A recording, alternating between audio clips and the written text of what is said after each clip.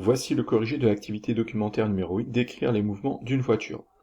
Donc dans ce corrigé vidéo, vu que vous avez été absent lors de la correction de cette activité, je vais corriger, donc j'ai insisté sur les explications et le corrigé des questions.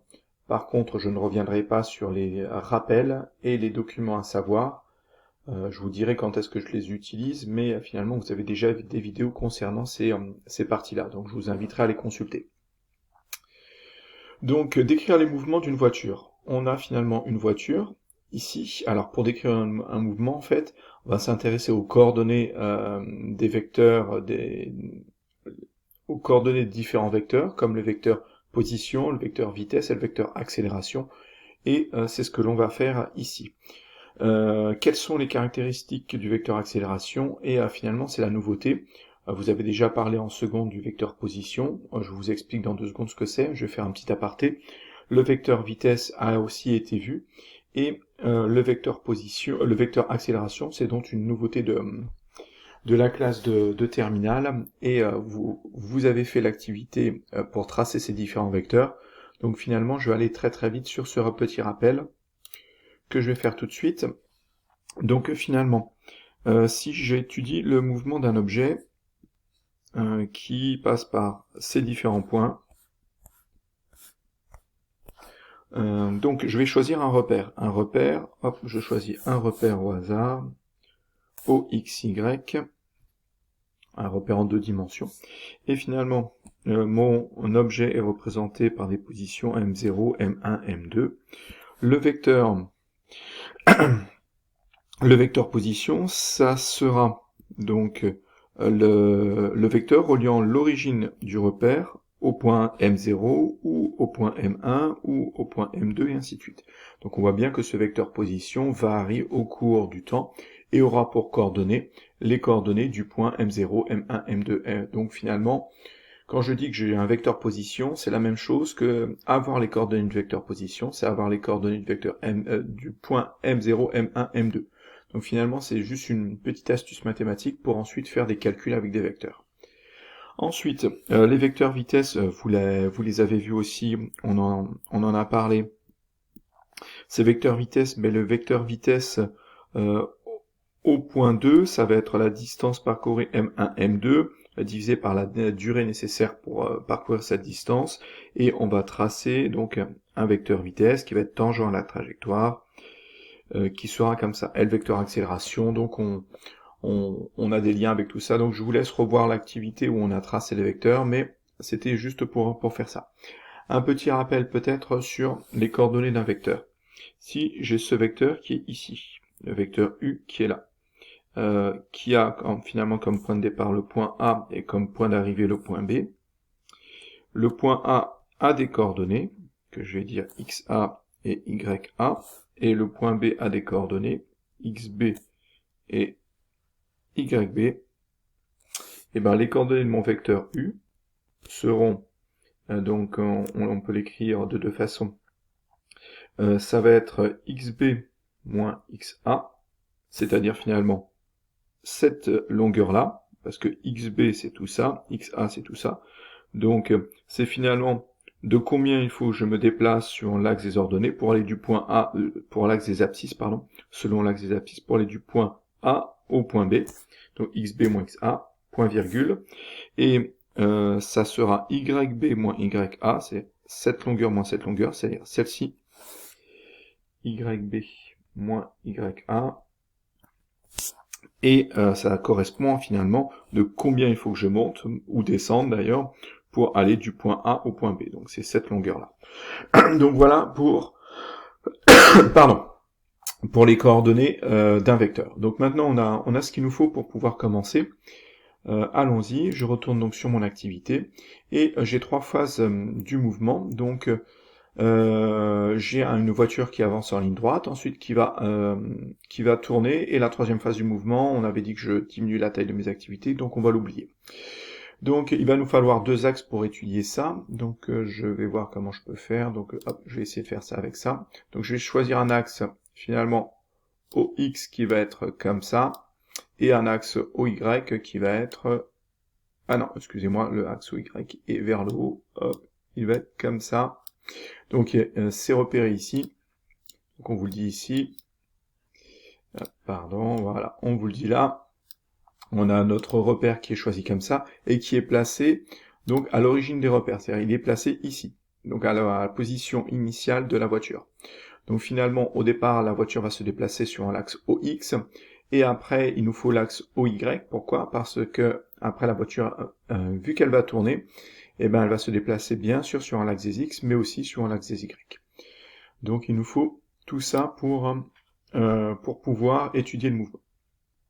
Donc on nous donne des informations, donc on nous donne les équations horaires du mouvement. Les équations horaires du mouvement, ce sont les coordonnées du vecteur position, donc OM, c'est-à-dire les coordonnées X et Y, c'est-à-dire finalement les coordonnées du point M, c'est-à-dire les différentes positions que prend la voiture. On sait que à chaque instant, entre chaque point s'écoule une durée delta t, et ce delta t, on le verra après, je crois que je vous le dis, il vaut, ah non, c'est l'une des questions, on devra retrouver que ça fait 10 secondes sans trop de soucis. Et donc finalement ces coordonnées, elles évoluent, x et y, au cours du temps, parce que x prend une valeur à t égale 0, ensuite vu que le point M se déplace, la voiture se déplace, et ben x prendra une autre valeur au bout d'une seconde, au bout de 2 secondes, au bout de 3 secondes, donc finalement x évolue en fonction du temps, donc x est bien une fonction du temps, et y c'est la même chose. On a, pour la première étude du mouvement, je reviendrai là-dessus, donc on a des informations sur la première phase du mouvement, je viendrai les exploiter en temps utile.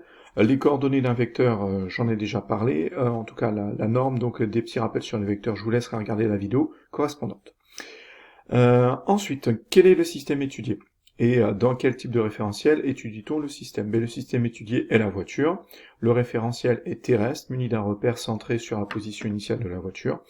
Il est également muni d'un chronomètre. On utilise un référentiel terrestre, c'est-à-dire un référentiel, on prend finalement un objet qui est mobile par rapport à la surface de la Terre pour étudier tous les mouvements qui sont à la surface de la Terre ou proche de la surface de la Terre. C'est ce qu'il y a de plus simple.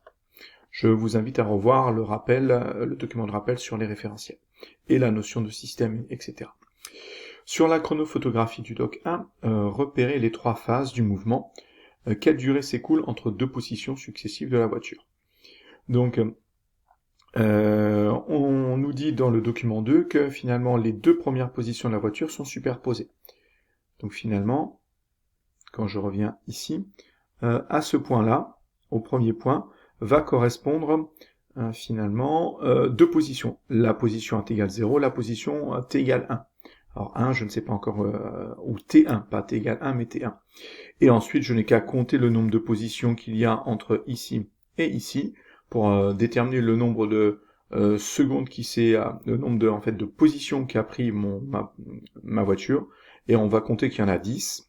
En fait, il y a 11 positions, mais donc il y a 10 intervalles de temps. Et du coup, vu qu'il s'est écoulé 10 secondes, on me dit ici que la première phase du mouvement dure 10 secondes, il y a 10 intervalles de temps, donc finalement il s'est écoulé 1 seconde entre chaque intervalle de temps. Donc je vous laisse regarder, il n'y a pas de souci, c'est pas une question très très compliquée ici. Ensuite, les définitions, je reviens pas dessus, ou vraiment très rapidement. Là, c'est une notation de la dérivée. Le vecteur vitesse est la dérivée du vecteur position par rapport au temps. C'est-à-dire que la coordonnée x du vecteur vitesse, c'est-à-dire le déplacement sur l'axe des x, la vitesse sur l'axe des x, sera la dérivée du déplacement sur l'axe des x. La vitesse sur l'axe des y sera la dérivée du déplacement sur l'axe des y. Donc pas trop compliqué. On n'utilise finalement pas cette formule qui est la dérivée d'un vecteur. On ne sait pas dériver un vecteur. Par contre, on fait une chose, on sait dériver des expressions ou des constantes. Donc finalement, au lieu de dériver le vecteur, on va, pour connaître la vecteur vitesse, on va déterminer ses coordonnées x et y, et je pourrais avoir des informations sur le vecteur vitesse comme ça. Pareil pour le vecteur accélération, qui est la dérivée du vecteur vitesse. Donc pour avoir l'abscisse ou la coordonnée sur l'axe des x du vecteur accélération, ça sera la dérivée du vecteur vitesse sur l'axe des x. et la coordonnée suivant l'axe des y de l'accélération sera égale à la dérivée du vecteur vitesse sur l'axe des ordonnées. Donc sans trop de difficultés, on peut avancer, on y va. En étudiant qualitativement les variations de l'allure de la courbe de x en fonction du temps, déterminer le signe de Vx et décrire son évolution au cours du temps. Donc comme Vx est la dérivée de x, alors donc la dérivée de x, alors qu'est-ce qu'on en connaît sur x au cours du temps? Mais on me donne une expression pendant la première phase du mouvement, on me dit que x vaut ça. Donc k, ça a une valeur, c'est une constante, d'ailleurs ici elle vaut 2,5. Donc finalement je pourrais écrire ici que x est égal à 1,25, le 0,5 fois 2,5 ça fait 1,25, fois t au carré. Ça signifie que x dépend bien du temps, c'est-à-dire que la position sur l'axe des x change quand le temps s'écoule. Donc ici, jusqu'ici, c'est logique, c'est ce qu'on disait dans cette première phase du mouvement, donc il n'y a pas de souci.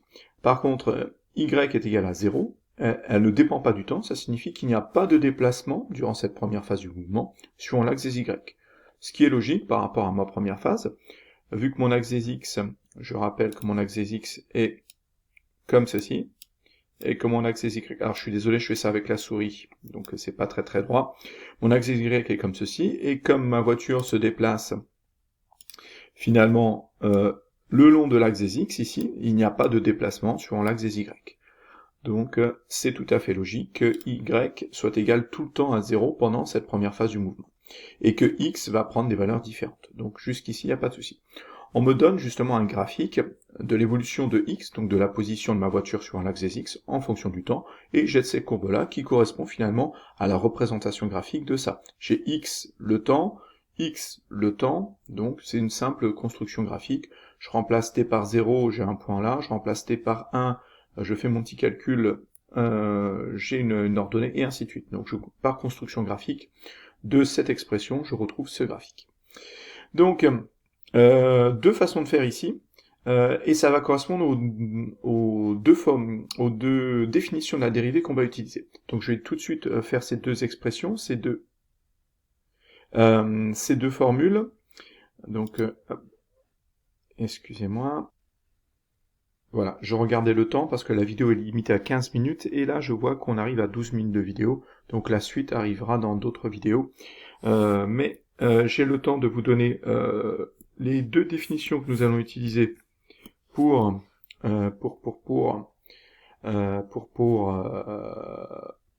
l'on va utiliser en physique. Donc la dérivée, finalement, ça va être quoi?